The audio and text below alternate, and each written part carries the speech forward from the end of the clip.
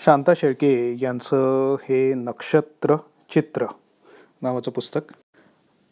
कवयित्री शांता शेळके यांनी लिहिलेलं नक्षत्र चित्र या नावाचं पुस्तक. याच्यामध्ये काही व्यक्तींबद्दल त्यांनी स्वतः लिहिलेलं आहे आणि ते मी आता वाचतोय.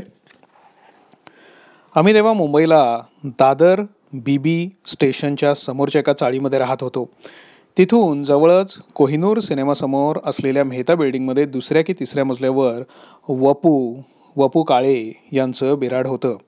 तेव्हा ते नुकतेच लिहू लागले होते आणि वसंत पुरुषोत्तम काळे या साध्या सरळ पूर्ण नावानं ओळखले जात होते. आपल्या काळ्यांचा वसंता असाही त्यांचा घरगुती उल्लेख कधी कधी होत असे. नंतरच्या दिवसात मराठी वाचकांनी त्यांना बहाल केलं वपू हे अतिपरिचित प्रिय संबोधन अद्याप त्या नावाला तेव्हा बिलगलेलं नव्हतं. वपूंचा आणि माझा प्रथम परिचय कुणी करून दिला ते आता मला आठवत नाही. दादरला तेव्हा अनेक साहित्यिक प्राध्यापक कलावंत राहत आणि त्यांची एकमेकांची ओळखही होऊन जाई. वपूंची माझी ओळख अशीच झाली असावी. त्या पहिल्या भेटीतही ते मला मोकळे अनौपचारिक वाटले. कुणाशी ते सहज चवळीक साधत, भरभरून बोलत, गप्पा मारत. नंतर माझ्या ध्यानात आलं की वपूंचा तो स्वभावच होता. माणसांबद्दल किंबहुना एकूण जीवनाबद्दल त्यांना वाटत असलेल्या उत्कट कुतूहलाचा तो नैसर्गिक आविष्कार होता. आमच्या ओळखीला काही दिवस लोटले असतील. एका संध्याकाळी वपूंनी आम्हाला घरी गप्पा मारायला बोलवलं. मी आणि प्रभूने गेलो. त्या भेटीत वपूंच्या त्यावेळच्या संसाराचे काही तपशील मला कळले. बेराडाच्या मोजक्या 2 खोल्या, पुढची बैठक, मागचं स्वयंपाकघर, समोर रुंद गॅलरी, तिच्यामधून जाणाऱ्या येणाऱ्यांची अखंड वर्दळ. पाणी खालच्या मजल्यावरून वर आणावं लागे. वपूंची नोकरी होती, तदनुषंगिक इतर कामही असणारच. पण या साऱ्या अडचणींवर मात करून वपूंचं लेखन चालू असायचं. तो त्यांचा उमलत्या बहराचा काळ होता आणि वपू त्यात पुरेपूर रमलेले होते. वपू आणि त्यांची पत्नी वसुंधराबाई दोघांनाही माणसांचं अगत्य होतं. मित्रमंडळी, परिचित लोक आपणांकडे यावेत, त्यांनी खावं प्यावं, राहावं बसावं असं त्यांना उभयताना मनपूर्वक वाटे. साऱ्या अडचणीतही त्यांचं आदरातिथ्य पती पत्नी अगदी हौसेनी करत. ते आमच्या भेटीतल्या नवलाईच्या अनेक गप्पा मला आजही आठवतात. खोलीत शिरल्याबरोबर उजव्या हाताला काचेत बसवून फ्रेम केलेले एक पेंटिंग प्रथम नजरेत भरे. आत पुस्तकं रांगेने लावून ठेवलेल्या काचेच्या कपाटाचा एक खण त्या चित्रात रंगवलेला होता. चित्र इतकं हुबेहूब दिसे की घरात येणारा माणूस चटकन काचेआडचं एखादं पुस्तक बघण्यासाठी काढून घ्यावं म्हणून हात पुढे करी आणि मग आपली झालेली फसगत बघून उमगून ओशाळून जाई. वपूंचे वडील पु. श्री. काळे यांची ती कलाकृती होती. वपूंनी ती गंमत आम्हाला दाखवली आणि मग मीही त्यांच्या वडिलांसंबंधीच्या मला माहीत असलेला तपशील त्यांना सांगितला. खरे तर त्यावेळी वपूंपेक्षा त्यांच्या वडिलांनाच मी जास्त ओळखत होते. त्यांचा प्रत्यक्ष परिचय मला कधी झाला नव्हता, पण त्यांचं नाव मी ऐकलेलं होतं. त्या काळातले ते उत्कृष्ट नेपथ्यकार होते. नाटकांचे पडदे ते उत्तम रंगवत. मामा वरेरकर यांच्या सत्तेचे गुलाम नाटकातला मुंबईच्या एका चौकातला देखावा त्यांनी पडद्यावर इतका सुरेख रंगवला होता की त्या पडद्यालाच प्रेक्षकांच्या कडाडून टाळ्या पडत. शेवटी ते एक हौशी लेखकही होते. रत्नाकर, यशवंत या त्यावेळच्या प्रसिद्ध मासिकातून पु. श्री. काळे यांच्या कथा छापून येत. बर्दुल्ला अर्थात शांतीची गोष्ट ही त्यांची कथा माझ्या चांगली ध्यानात होती. बर्दुल्ला हा कानडी शब्द, नाही असा त्याचा अर्थ आहे. कुणीतरी घरात नाही अशा संदर्भात तो शब्द वापरला जातो, बर्दुल्ला. आणि ते एखाद्या पठाणाचं नाव असावं असा ऐकणाऱ्याचा समज होऊन गोंधळ उडतो अशा आशयाची काहीशी ती कथा होती. तिची मी वपूंना आठवण करून दिली. वपूंच्या विनोदी स्वभावाचा, लेखन प्रेमाचा, चित्रकलेच्या आवडीचा वारसा कदाचित त्यांना वडिलांकडूनच मिळालेला असावा. त्या काळात वपूंचं लेखन तर चालू होतंच, पण त्याखेरीज इतर कितीतरी गोष्टींचं त्यांना आकर्षण वाटत असे. वपू पेटी उत्तम वाजवत, सुरेख चित्र काढत. अभिनयाची त्यांना आवड होती. त्या क्षेत्रात थोडी बहुत गतीही होती. त्यांनी एक नाटक लिहिलं होतं आणि मला वाटतं त्यात त्यांनी एखादी भूमिकाही केली असावी. अभिनयाचा हा विशिष्ट गुण पुढे कथाकथन करताना त्यांना त्यांच्या कामी आला असावा. वपू कसबी फोटोग्राफर होते आणि फोटो काढणं हा त्यांचा मनपूर्वक जोपासलेला छंद होता. स्वतःची मुलं, वसुंधराबाई यांचे कितीतरी फोटो त्यांनी काढले. अनेक लेखकांचेही फोटो त्यांनी प्रेमाने काढले आहेत. माझा देखील एक फोटो त्यांनी काढला होता. आता तो कुठे असेल कोण जाणे. हिंदीमध्ये हरफन मौला असा एक शब्द आहे. फन म्हणजे कला. विविध कलांमध्ये रस असणाऱ्या, त्यांची आराधना करणाऱ्या माणसाला हरफन मौला म्हणतात, हे विशेषण लावतात. वपू असे छंदिष्ट कलावंत होते. मी मनातल्या मनात त्यांना हरफन मौला असं म्हणत असे. मला वाटतं सगळ्याच गोष्टींकडे जीव ओढ घेत असल्यामुळे आपल्याला आयुष्यात नेमकं काय करायचं आहे याचा वपूंनाही तेव्हा अंदाज आलेला नसावा. पण पुढे लेखनाचं आणि त्यातही कथा लेखनाचं आपल्याला सर्वाधिक आकर्षण वाटतं हे वपूंना आतूनच कुठून तरी उमगलेलं असावं आणि ते कथा लेखनाकडे वळले. त्यापूर्वी नेमकं आठवत नाही, पण पार्टनर आणि लोंबकाळणारी माणसं ही 2 पुस्तकं वपूंच्या नावावर रुजू झाली होती आणि वाचकांची चांगली दाद त्यांना मिळालेली होती. कथा या वाङ्मय प्रकाराचा यावेळी मराठीत खूप बोलबाला होता. कथा आणि कविता हे तेव्हाचे लोकप्रिय लेखन प्रकार होते.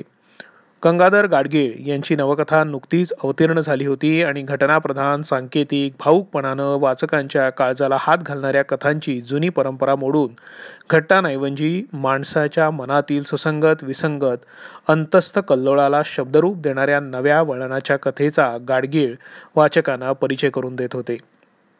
नवकथा मराठीत हळूहळू रुजत होती, पण त्याबरोबर भावे, गोखले, मोकाशी असे इतरही कितीतरी कथाकार आपल्या वैशिष्ट्यपूर्ण कथा जोमानी लिहित होते. पंडित महादेव शास्त्री जोशी यांच्या जुन्या वळणाच्या संस्कार संपन्न गोव्याकडच्या निसर्गाचं आणि तिथल्या ब्राह्मणी जीवनाचं चित्रण करणाऱ्या कथा लोकप्रिय होत्या. V. बोकील, दत्त रघुनाथ कवठेकर यांचं कथालेखन ओसरलेलं होतं. श्री ज. जोशी, शशिकांत पुनर्वसू यांच्यासारखे लेखक शहरातून राहणाऱ्या पांढरपेशी मध्यमवर्गीय समाजाचं चित्रण आपल्या कथांमधून करत होते. व्यंकटेश माडगुळकर, शंकर पाटील, दमा मिरासदार यांच्या ग्रामीण वळणाच्या कथा वाचकांचं लक्ष वेधून घेत होत्या. त्याचबरोबर मधुमंगेश कर्णिक, शन्ना नवरे हे ताज्या दमाचे कथाकारही हळूहळू पुढे येत होते आणि या साऱ्यांच्या जोडीनं फडके खांडेकरांनी घालून दिलेले कथालेखनाचे धडे गिरवणाऱ्या रोमॅन्टिक, तंत्रशुद्ध, स्वप्नरंजनात्मक कथाही भरपूर प्रमाणात प्रसिद्ध होत होत्या. तेव्हा मराठीत अनेक मासिकं होती आणि ती सातत्याने कथा छापत होती.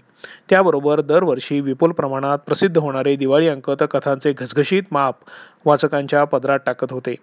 एकापेक्षा एक ताकदीचे कथाकार जोमानं कथा लिहित होते आणि वाचक त्या आसासून वाचत होते.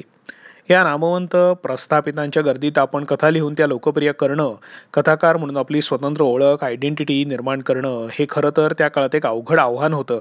पण वपूनही ते आव्हान ताकदीनं पेललं आणि लवकरच ते एक लोकप्रिय कथाकार म्हणून ओळखले जाऊ लागले. तेव्हाच्या बहुतेक मराठी लेखकांप्रमाणे कनिष्ठ पांढरपेशा मध्यमवर्ग हाच वपूंच्याही कथांचा प्रमुख विषय होता. तेच त्यांचा अनुभव विश्व होतं आणि त्याचंच त्यांनी आपल्या कथांमधून चित्रण केलं.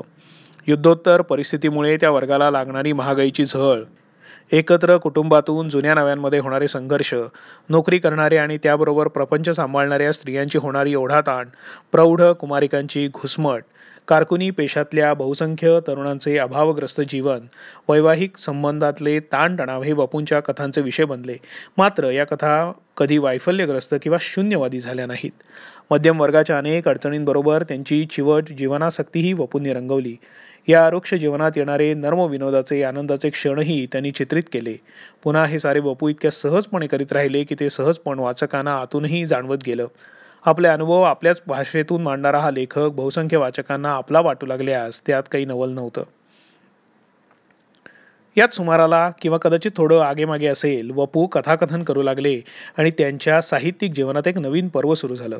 कथाकथन हा प्रकार यापूर्वीही मराठीत रूढ झालेला होता. गदी माडगुळकर, व्यंकटेश माडगुळकर, शंकर पाटील, दमा मिरासदार हे लेखक कथाकथन करत होते. ते लोकप्रिय झाले होते, पण वपू कथाकथन करू लागले आणि लवकरच ते आघाडीचे किंवा एकमेव असे कथाकथनकार बनले. कथाकथनाचे जाहीर कार्यक्रम ते ठिकठिकाणी करू लागले. त्यांना लोकांची तुफान गर्दी लोटू लागली. आकर्षक, काहीशी मिश्किल शैली, मधूनमधून पेरलेले नर्मविनोद, चमकदार सुभाषिते आणि अतिशय नाट्यपूर्ण घटना ही वपूंच्या कथाकथनातील बलस्थानं होती. पण त्याहीपेक्षा महत्त्वाची गोष्ट ही की वाचकांचा हा आतापर्यंत मासिक पुस्तकातून भेटणारा आवडता लेखक आता त्यांना प्रत्यक्ष बघायला मिळत होता. तो त्यांच्याशी सरळ संवाद साधत होता, त्यांच्या मनात विविध भावना कल्लोळ उठवत होता, त्यांना हसवत होता, क्वचित खिन्नही करत होता. वाचकांना वपूंची ही प्रत्यक्षता फार आवडली आणि ते वपूंचे केवळ चाहतेच नव्हे तर अनन्य भक्तही बनले. या आपल्या वाचकांशी, चाहत्यांशी संपर्क ठेवणं हा वपूंच्याही आनंदाचा विषय होता. वाचकांना ते मोठ्या प्रमाणात पत्र पाठवत. त्यांनी आपल्या भेटीला यावं असं वपूंना वाटे. इतकंच नव्हे तर ते स्वतःही वाचकांच्या घरी त्यांना भेटायला आवर्जून जात. यात वाचकांचा अनुनय नसे तर वपूंची स्वतःचीच ती एक मानसिक गरज होती. वपू परगावी कथाकथनासाठी गेले तर तिथली लोक कित्येक घरं त्यांना आपल्याकडे राहून घेत. त्यांचे आनंदानं आतिथ्य करत आणि हे सारं निखळ प्रेमापोटी होत असे. पुढे वपू कथाकथनासाठी परदेशातही जाऊ लागले आणि तिथेही अनेक घरे त्यांनी अशी आपुलकीने जोडली. माणसं हा वपूंच्या आत्यंतिक प्रेमाचा विषय होता आणि माणसंही त्यांच्यावर मनापासून लोभ करीत होती. आपल्या वाचकांची इतकी जवळीक साधणारा एक पुलं सोडल्यास वपूंसारखा दुसरा लेखक अलीकडच्या काळात दाखवून देणं कठीण आहे. वपूंबद्दलचं वाचकांचं हे वेडं प्रेम कुठल्या थराला जाऊन पोहोचतं ह्याचं एक साधं उदाहरण सांगण्याजोगं आहे. नामवंत लेखकांना वाचकांची खुशीपत्र येतात, त्यात आश्चर्य वाटण्याजोगं काही नसतं. अनेकदा तो उपचाराचाही भाग असतो. पण वपूंची पार्टनर ही कादंबरी त्यांच्या एका वाचकाला इतकी आवडली की त्यानं ती आपल्या हस्ताक्षरात संपूर्ण लिहून तिला नीटनेटकं बाइंडिंग करून ती वपूंना भेट म्हणून पाठवली. एकदा कथाकार म्हणून नाव मिळवल्यानंतर वपूंची झपाट्याने प्रगती होत गेली आणि कथाकथनाचे कार्यक्रम सुरू केल्यावर तर त्यांच्या लोकप्रियतेला सीमाच राहिली नाही. मेहता बिल्डिंगमधली जागा सोडून वपू वांद्र्यांच्या साहित्य सहवासमधल्या झपूर्झा या इमारतीत राहायला गेले तेव्हा मोठ्या लेखकांमध्ये ते मोडू लागले होते. झपूर्झातला त्यांचा फ्लॅटही तसा लहानच पण नीटनेटका होता. तिथे राहायला आल्यानंतर घराबद्दलच्या वपूंच्या सगळ्या हौशी उचंबळून आल्या. ते स्वतः आर्किटेक्ट होते आणि घर सजावटीबद्दलच्या अनेक अफलातून कल्पना त्यांच्या डोक्यात होत्या. त्यांची सगळी कल्पकता तिथे प्रत्ययाला येई. दारावरच्या बेलपासून तो त्यांच्या नावाच्या पाटीपर्यंत प्रत्येक ठिकाणी वपूंचा आगळेपण जाणवत असे. वपूंच्या त्या घराला भेट देणं हा एक आनंददायक अनुभव होता. तिथे गेल्यावर वपू येणाऱ्याचं मनपूर्वक स्वागत करीत. चहासाठी आलेला माणूस कित्येकदा रात्रीचं जेवण जेवून जाई. वपूंनी फ्लॅटमध्ये अनेक सोयी करून घेतल्या होत्या. येणाऱ्या माणसाला ते सारं वपू हौसेनं दाखवत. टेबलाचे चित्रविचित्र कप्पे, दिव्यांची योजना, खुर्च्या कपाटांना लावलेल्या चिठ्ठ्या सारं बघताना फार गंमत वाटे. वसुंधराबाई चांगलं चांगलं खाऊ घालत, स्वाती सुहासी मुलं भोवती किलबलत. वपूंच्या आयुष्यातला तो फार सुखाचा काळ होता. मेहता बिल्डिंगमधल्या 2 खोल्यांच्या संकुचित जागेत वावरणाऱ्या वपूंना स्वतःच्या मालकीच्या फ्लॅटमध्ये वावरताना बघून माझ्यासारखीलाही फार समाधान व्हायचं. वपू साहित्य सहवासात राहायला आले आणि लेखकाप्रमाणे माणूस म्हणूनही त्यांची अधिकाधिक ओळख पटू लागली. अत्यंत नीटनेटकेपणा, टापटीप, सौंदर्यप्रेम हे वपूंचे खास स्वभाव विशेष. स्वतःचं लेखन कुठे छापून आलं आहे त्याची तारीखवार नोंद ते ठेवीत. कथाकथनांचे कार्यक्रम केव्हा कोणत्या ठिकाणी झाले याचं तपशील त्यांच्यापाशी बिनचूक असे. वपूंचं हस्ताक्षरही फार सुंदर, वळणदार होतं. त्यांच्या कथांची नेटकी प्रेस कॉपी बघणं हा एक अतिशय आनंददायक अनुभव होता. वपूंकडचं लेखन साहित्यही डोळ्यांना तृप्त करी. तऱ्हेतऱ्हेची पेनं, बॉलपेनं, गुळगुळीत चमकदार कागद, रंगीबेरंगी पेन्सिली हे सारं बघताना मला नवल वाटे. कधीकधी वपूंच्या हस्ताक्षरात एखादी चिठ्ठी येई. ते साधं बोलावणं असे, पण त्या चिठ्ठीवरचं अक्षरही अत्यंत नेटकं असायचं. कोपऱ्यात पानाफुलांची नाजूक सजावट केलेली असायची. अशीच एके दिवशी वपूंची चिठ्ठी आली. शांताबाई, पूजा मांडली आहे, बघायला येता का? कसली पूजा मला काही उलगडा होईना. कुतूहलानं मी प्रभूने वपूंकडे गेलो. बघते तर वपूंनी टेबलावर पूजा मांडली होती. आपली बाजाची पेटी, कॅमेरा, रंगाचे फलक, कुंचले त्यांनी टेबलावर ठेवले होते. त्याप्रमाणे तऱ्हेतऱ्हेचे कागद, लेखन साहित्य, काही हस्तलिखित कथा आणि छापील पुस्तकं ही तिथे मांडलेली होती. गंमत म्हणजे त्याच टेबलावर एका बाजूला वपूंचं पाळलेलं मांजर देखील शिस्तीत बसून राहिलेलं होतं. जणू काही ती एक कलावस्तूच होती. विस्मयानं मी सारं हे बघत होते. वपू म्हणाले, शांताबाई, आज विजयादशमी म्हणजे दसरा आहे. आपली सर्व अवजारं, हत्यारं, विविध साधनं यांची पूजा करायची असते ना आज. ही माझी पूजा. लहानपणी आपण पाटीपूजन करत होतो तसंच हे पाटीपूजन आहे. आता मला त्या पूजेचा उलगडा झाला आणि मनातून मी जराशी ओशाळले सुद्धा. शाळेतले पाटीपूजनाचे दिवस पार मागे पडलेले होते. गेल्या अनेक वर्षात मी पेन, पेन्सिल, कागद, पुस्तकं कशाचीच पूजा केलेली नव्हती. त्याची मला कधी गरजही भासली नव्हती. तरी देखील आज वपूंनी मांडलेली ती पूजा बघून काही अज्ञात भावनांनी माझं मन भरून आलं. माझ्याही नकळत त्या सर्व साहित्याला मी हात जोडले. दादरच्या काही मित्रमंडळींचा कलासक्त नावाचा एक ग्रुप होता. शंकर वैद्य, अनंत भावे, अशोक जैन अशी काही त्यातली नावं मला आठवतात. मी त्यांना चेष्टेनं कलेची सक्तीनं उपासना करणारी मंडळी असं म्हणत असे. त्यांच्या कलासक्त वृत्तीचं फारसे आविष्कार माझ्या प्रत्ययाला आले नाहीत, पण ही सर्व मंडळी कलाप्रेमी रसिक होती हे मात्र निस्संशय. एकत्र जमणं, एकमेकांच्या घरी जाणं, मजेनं गप्पा मारणं, चांगलं खाणं आणि परस्परांना खाऊ घालणं हा या सदस्यांचा आवडता कार्यक्रम असे. कधी सारे मिळून जवळच्या एखाद्या ठिकाणी सहल काढीत, काही चांगल्या कार्यक्रमाचं आयोजन करीत.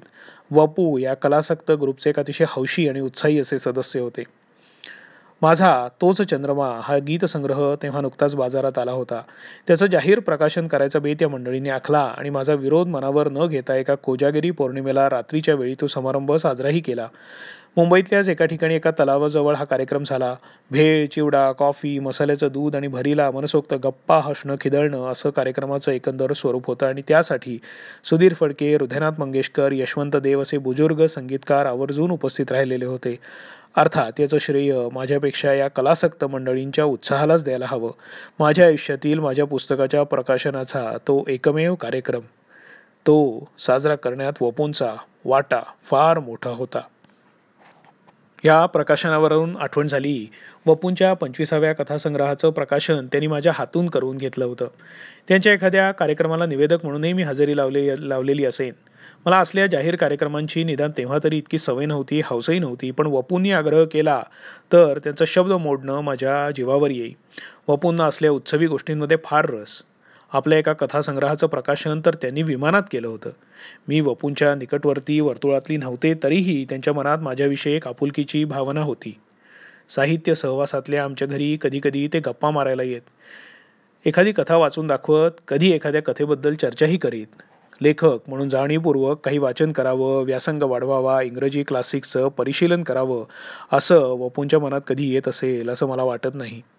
तशी साहित्यिकाची भूमिकाही त्यांनी कधी घेतल्याचं माझ्या अनुभवाला आलेलं नाही. माणसं हाच त्यांच्या निरीक्षणाचा, कुतूहलाचा, अभ्यासाचा आणि अथांग सहानुभूतीचा विषय होता आणि त्यांचं लेखन त्यातूनच निर्माण झालेलं होतं.